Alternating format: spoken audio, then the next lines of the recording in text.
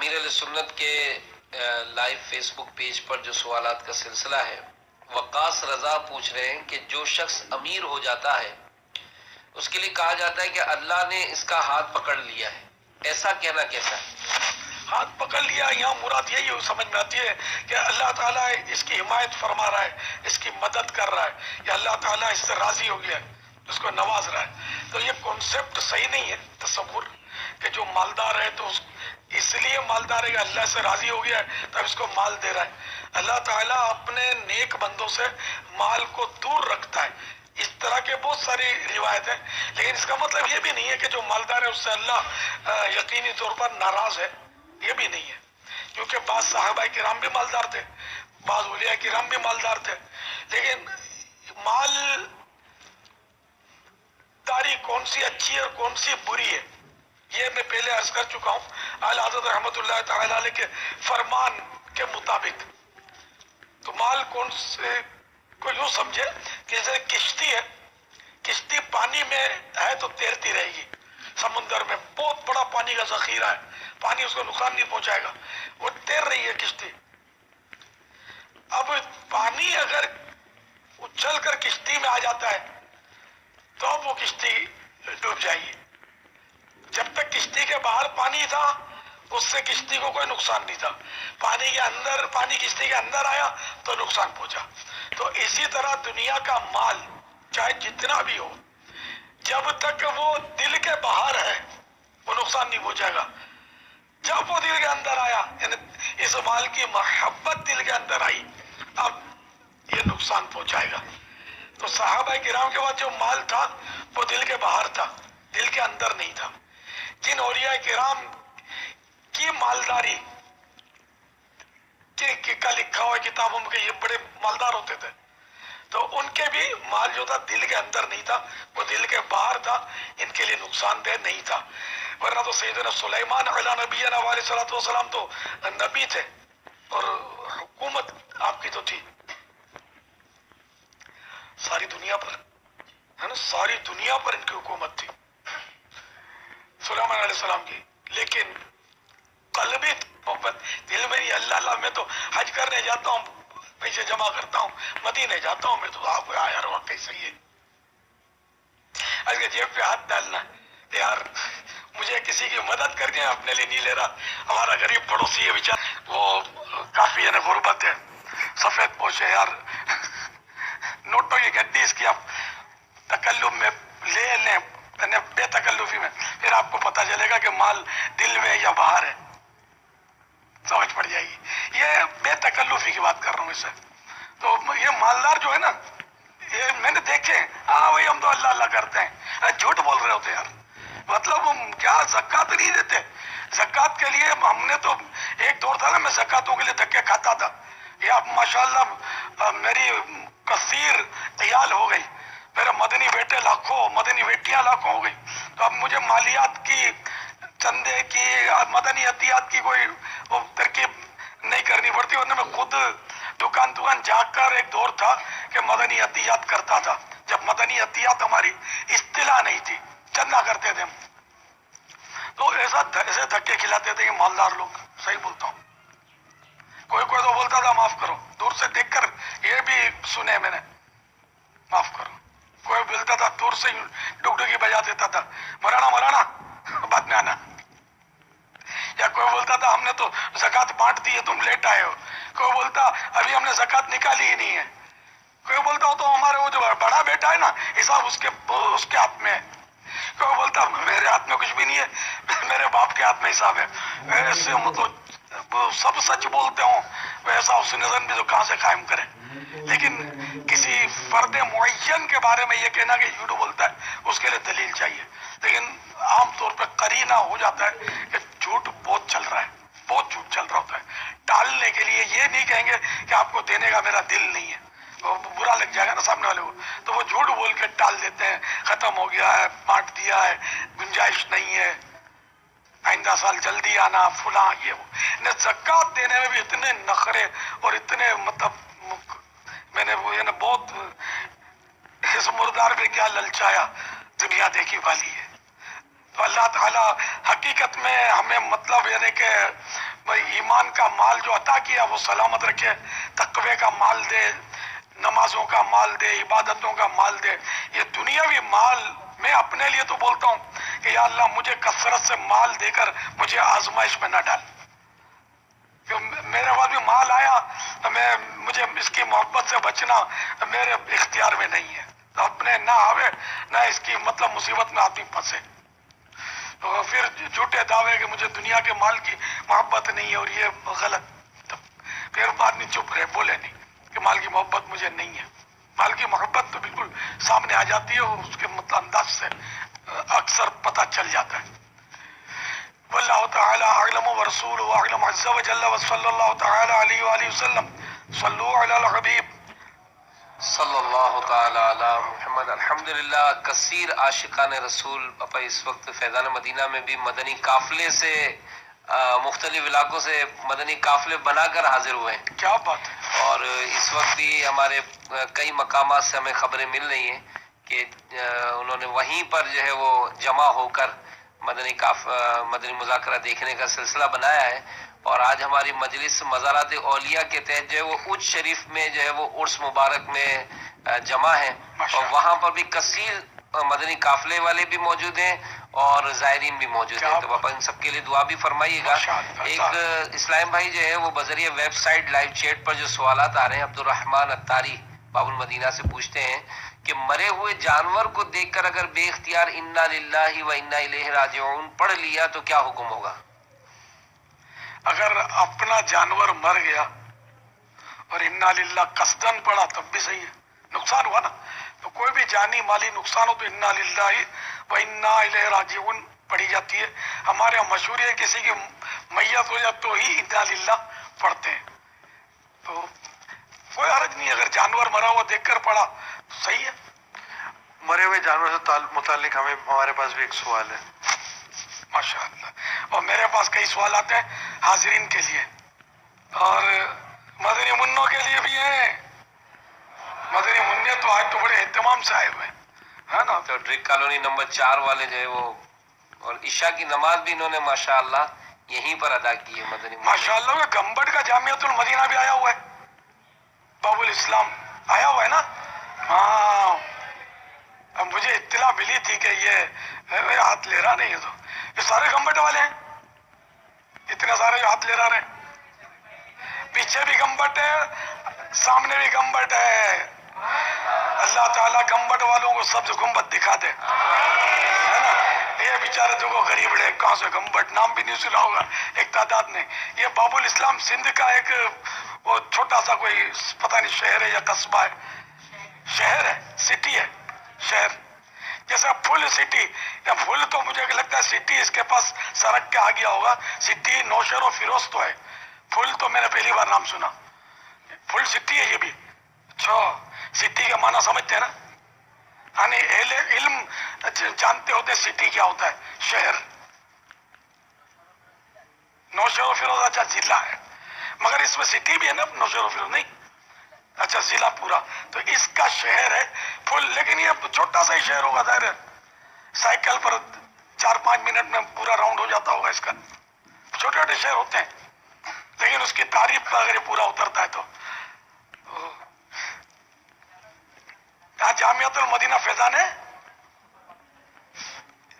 نور مصطفیٰ، یہ بھی ماشاءاللہ آج ان کی بھی شرکت ہے، جامعۃ المدینہ فیضان نور مصطفیٰ، اور گمبٹ کے جامعۃ المدینہ کا نام وہاں تو مرکزی جامعۃ المدینہ ہوگا نا، ماشاءاللہ، تو اس کے 70-80 طلبہ شاید، کل 80 ہیں، بعض اساتذہ کرام بھی ہیں، بعض عوام صاحبان بھی ہو سکتا ہے، اہل محبت ذمہ داران، ماشاءاللہ مل کر وہ 72 × 8 بھلے کرے آیا، ماشاءاللہ۔ صلو علی الحبیب صلی اللہ تعالی علی محمد۔ یہ جو اس شریف کا تذکرہ ہوا تھا، یہ عاشقان رسول اجتماعی طور پر ہمارے ساتھ اس وقت مدنی مذاکرے میں اس شریف میں موجود ہیں، اور جو سوال کا کہا گیا تھا اب ہم وہ سوال بھی چلا رہے ہیں۔ امیر اہل سنت، برفانی علاقوں میں انسان اپنی حفاظت کا سامان تو کرتے ہی ہوں گے، لیکن عموماً دیکھا جاتا ہے کہ جانور کی حفاظت کی کوئی تدبیر نہیں کی جاتی، جیسا کہ یہ بے زبان جانور سردی کی وجہ سے مر چکے ہیں۔ آپ سے یہ سوال ہے کہ اپنی جان و مال کو محفوظ رکھنے کے ساتھ جانوروں کا خیال کس طرح رکھا جائے؟ اللہ اللہ، اگر یہ خرگوش ہے، خرگوش تو پالا جاتا ہے، یہ کہیں کوئی برفانی علاقہ ہے تو خرگوش پالا جاتا ہے۔ اب یہ چونکہ اس کی قیمت ہے تو اس کے پالنے والا اس کو ایسی بے احتیاطی تو نہیں کرے گا کہ یہ فریز ہو جائے، جم جائے برف میں۔ یہ ہو سکتا ہے کہ یہ بیچارہ خود خرگوش جو بھاگ گیا ہوگا۔ جنگلی عام آدمی کے ہاتھ میں اس طرح جنگل، اب خدا جانے وہاں ایسے ہوتے ہوں گے خرگوش، ہاں وہ تو کہیں جھاڑی میں پھنسا ہوا تھا یہ، تو وہ جو بڑی کوٹھیاں ہوتی ہیں نا اس میں بھی پالتے ہوں گے، تو وہاں جھاڑیاں اور یہ واللہ اعلم اب اس کی کیا صورت حال ہے یہ مجھے نہیں پتا۔ تو یہ خرگوش، یہ تصویریں کسی اسلامی بھائی نے بھیجی تھی، کیونکہ آج کل وہ نگران شورا بھی برفانی علاقوں میں، تو یہ ایسی جگہ کی تصویر ہے جہاں 51 مائنس ٹیمپریچر، 100 سے نیچے جائے نا تو برف سمجھو کہ شروع ہو سکتی ہے 100 کے بعد، تو 100 کے نیچے 51۔ مجھے یاد پڑتا ہے اس کا وہ سوتی پیغام بھی ایسا ہی گا کہ یہ یہاں جانور اس طرح مر جاتے ہیں۔ اچھا مائنس اور زیرو میں فرق ہے، اچھا 100 سے نیچے نہیں آئے گی، واقعی صحیح ہے، جزاک اللہ۔ وہ زیرو سے نیچے 51، تو وہ تو یہ بیچارہ وہ جانور جو ہے یہ اصل یہ نکلا ہوگا، تو یہ جانور ہے، یہ بچوں کی طرح ہی بھی پھدکتے ہوتے ہیں، تو یہ پھدک کر گیا ہوگا تو جھاڑی میں یہ تھوڑا پھنس گیا ہوگا، اس میں وہ ایک دم برفانی ہوائیں وہاں چل رہی ہوں گی، برف باریاں ہو رہی ہوں گی، تو وہ برف نے اس کو بھاگنے نہیں دیا ہوگا، یہ بیچارہ جم گیا ہوگا۔ تو کوئی یہ نکلے ہوں گے آدمی یا گھر کے ہی آدمی ہوں گے، یہ اب وہ تفریح لے رہے ہیں اس کی، ایسا لگتا ہے اس کی بنا رہے ہیں مووی۔ اور یہ کتا ہے، یہ کتا تو ہو سکتا ہے کہ ہمارا کتا ہو، اس کی حفاظت کی ذمہ داری تو کسی کی بھی نہیں ہے، تو یہ گھوم رہا ہوگا اور اس میں یہ بیچارہ برفانی علاقے میں پھنس گیا ہوگا، میدان میں گئی اور برف باری ایک دم ہو گئی ہوگی، جیسے ہمارے یہاں تو بارشوں میں لوگ ڈوب ہی جاتے ہیں، تو یوں یہ کتا بھی اس میں فریز ہو گیا ہوگا، جم گیا ہوگا۔ تو جو واقعی جانور پالتے ہیں ان کو اگر ان کی اپنی غفلت سے، اور کہ جانور بہت ہیں یا پیسہ بہت ہے مرنے دو اپنی بلا سے، تو اس طرح اگر یہ مرغیوں کو جانوروں کو مرنے دیں گے، تکلیفوں میں ڈالیں گے تو گناہ گار ہیں۔ اور اگر اپنی پوری بیچاروں نے حفاظت کی کوشش کی اور جانور ہی ہاتھ سے نکل کے بھاگ گیا اور اس طرح اس کے ساتھ یہ حادثہ ہو گیا، تو اب وہ جس نے پالا تھا وہ اس کا گناہ گار نہیں ہے۔ واللہ تعالی اعلم ورسولہ اعلم عز وجل وصلی اللہ تعالی علیہ وآلہ وسلم۔ اس سے ہم کو عبرت لینی چاہیے، یہ کیونکہ وہ جہنم ایک عذاب ہے، ایک طبقہ ہے زمہریر، اس میں برف کا عذاب ہوگا۔ وہ حدیث پاک میں کہ اس میں جب کافر کو اس میں پھینکا جائے گا اس برف کے عذاب میں، اس گڑھے میں، تو کافر کے ٹھنڈک کی وجہ سے، سردی کی وجہ سے ٹکڑے ٹکڑے ہو جائیں گے۔ تو دنیا کی سردی کا یہ کہ جانور فریز ہو گیا، تو بندے بھی کہیں ہو سکتا ہے فریز ہو جاتے ہوں گے، اچانک بیچارے کوئی گم جاتے ہوں میدان میں اور برف باریاں شروع ہو جاتی ہوں تو یہ بھی جم جاتے ہوں گے۔ تو یہ کہ جب دنیا میں ایسا برف ہے تو جو اللہ کے عذاب کا برف ہوگا وہ کیسا ہوگا؟ دنیا میں تو اس کا مقابلہ ہی نہیں ہے نا، وہ تو مثال ہی نہیں ہے کوئی، اتنا وہ خوفناک ہوگا۔ تو ہمیں مطلب ہے کہ اس سے عبرت حاصل کرنی چاہیے۔ یہاں بھی تو کولڈ اسٹوریج وغیرہ میں بھی کبھی کبھار ایسے واقعات ہوتے ہیں، بڑے بڑے کولڈ اسٹوریج ہوتے ہیں جس میں بہت سارا گوشت، بڑے بڑے پیس دیگیں اور رکھی جاتی ہیں۔ اس کے بھی کبھی کبھی واقعات ہوتے ہیں کہ اس میں بندہ اندر رہ جاتا ہے، باہر سے کوئی تالا لگا دیتا ہے اور وہ چلا جاتا ہے، جیسے چھٹی کا وقت ہو، اور پھر اندر سے فریز لاش ملے گی. بندہ تو اندر تو زندہ رہ نہیں سکتا نا، اتنی اس کولڈ اسٹور میں ٹھنڈک ہوتی ہے. اللہ تعالیٰ سے ہم دونوں جا کی عافیت کا سوال کرتے ہیں. صلو علی الحبیب صلی اللہ تعالی علی محمد. میں یہ سوال کرنا چاہتا ہوں کہ اپنی وائف سے اگر معافی مانگنی ہو تو ہاتھ جوڑ کر معافی مانگ سکتا ہے، یعنی کہ کسی قسم میں کوئی بھی جائے پریشانی نہیں ہے پوری زندگی میں جو ہو چکا ہے. بالکل، اگر حق تلفی اگر کی ہے تب تو معافی مانگنی لازم ہے. مانگ سکتا ہے نہیں، مانگے، مانگنا ہوگا تو معافی مانگ لے.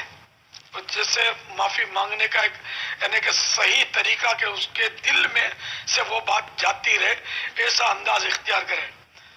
یہ نہیں کہ سب کے سامنے اس کو جھاڑ دیا یا کان میں بولیا سوری. اس طرح ترکیب نہیں بنے گی. جتنوں کے سامنے اس کو جھاڑا اتنوں کے سامنے معافی مانگے، یا یہ کہ معافی الگ سے مانگ بھی لیے تو ان سب کو پتہ کر دے، کسی طرح بھی اطلاع کر دے، اطلاع کروا دے کہ میں نے اس سے معافی مانگ لی ہے. تھوڑا یوں نفس پر بڑا وزن پڑتا ہے اور یوں لگتا ہے کہ ہم معافی مانگیں گے نا تو ہمارے سر پہ چڑھ جائے گی. تو سر پہ چڑھے یا قدموں میں لوٹے. اگر حق تلفی کی ہے تو معافی مانگنا کمپلسری لازم. اور اگر حق تلفی نہیں کی، ویسے ہی احتیاطی معافی مانگتا ہے تب بھی کوئی حرج نہیں، معافی مانگنی چاہیے.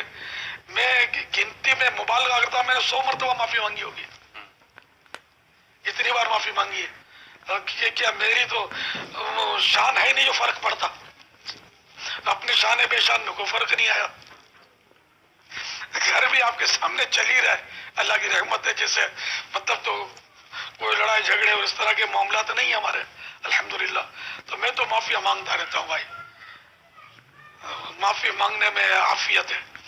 من تواضع للہ فقد رفعہ اللہ، جو اللہ کے لیے عاجزی اختیار کرتا ہے اللہ تعالیٰ اس کو بلندی عطا فرماتا ہے.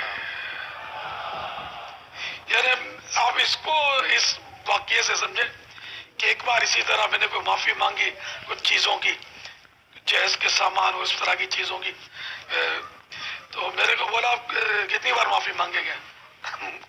میں تو معاف تو کر چکی ہوں آپ کو پہلے. تو یوں مطلب پھر بھی یعنی کہ کوئی اس میں بیڈ امپریشن نہیں ہے میرا کہ وہ سر پر چڑھ گئی یا پیٹھ پہ سوار ہو گئی، ایسا کچھ فیل نہیں کی میں نے. تو یہ شیطان کے وسوسے ہیں.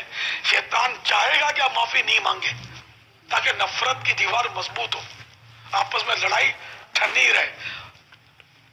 معافی مانگو، معافی مانگنا اچھا کام ہے. خاص خاص موقع پر تو مانگنے میں ویسے ہی جیسے ہمارے یہاں شب برات میں تو معافی مانگنے کا ایک وہ ٹھیک ٹھاک سلسلہ چلتا ہے. اتنا سلسلہ چلتا ہے، یعنی اتنا سلسلہ چلتا ہے کہ ہماری اس معافی مانگنے پر بعض سوشل میڈیا والوں کو سمجھ نہیں آتی. وہ بیچارے تنقید کرتے ہیں کہ یوں معاف نہیں ہوتا اور یوں معاف نہیں ہوتا، تو یہ ہم کو سکھائیں گے آ کر کہ کس طرح معافی مانگتے اور کس طرح معاف ہوگا. تو یہ ہم پر تنقید کرتے ہیں. بیچارے کام نہیں ہے تو ان کو کام مل جاتا ہے. اور جو سوشل میڈیا کا جن کو تجربہ ان کو پتا ہوگا کہ شب برات میں ان کو بھی بیچاروں کو کام مل جاتا ہے. اے بیچاروں، مہربانی کر معافی مانگ لیا کرو اپنے دوستوں سے، اپنے گھر والوں سے اچھے انداز میں معافی مانگ لیا کرو. اس میں بھلا ہے. اگر نہیں معافی مانگنے کی ہمت نہیں ہوتی ہے، شرم آتی ہے، تو جو بیچارے اللہ کی رضا کے لیے معافی مانگتے ہیں اور ان کو اٹکو تو مت یار، ان پر تنقید کر کے کیوں اپنی آخرت داؤ پہ لگاتے ہو؟ اور اپنا اپنا نصیب ہے. ہماری میمنی میں کہاوت ہے، گجراتی میں کہاوت ہے، نمیوں تے اللہ نے گمیوں، یعنی جھکا جو جھکا وہ اللہ کو پسند آیا. صلو علی الحبیب صلی اللہ تعالی علی محمد. یہ امریکہ سے میسج آیا ہے کہ ویسٹرن کنٹریز میں ایسے جو خرگوش وغیرہ ہوتے ہیں یہ عمومی طور پر پالے نہیں جاتے، آزاد گھوم رہے ہوتے ہیں، اور وہاں اس طرح کا واقعہ ہو جاتا ہے. اچھا تو جنگلی ہوگا پھر. صحیح ہے. اور ہمارے مدرسۃ المدینہ مجلس کی طرف سے آئے ڈویژن شاہ رکن عالم کے مفتش قاری محمد سعید اتاری صاحب، جن کی والدہ کا انتقال ہوا تھا، وہ مدنی قافلے میں کل جمعہ میں انتقال ہوا، وہ مدنی قافلے میں امیر اہل سنت کی دعائیں لے رہے ہیں. یہ قاری صاحب کا مسلسل تقریباً ہر ماہ کا 180واں 180 مدنی قافلہ ہے، ہر ماہ سفر کرتے کرتے. اللہ. قاری صاحب کا نام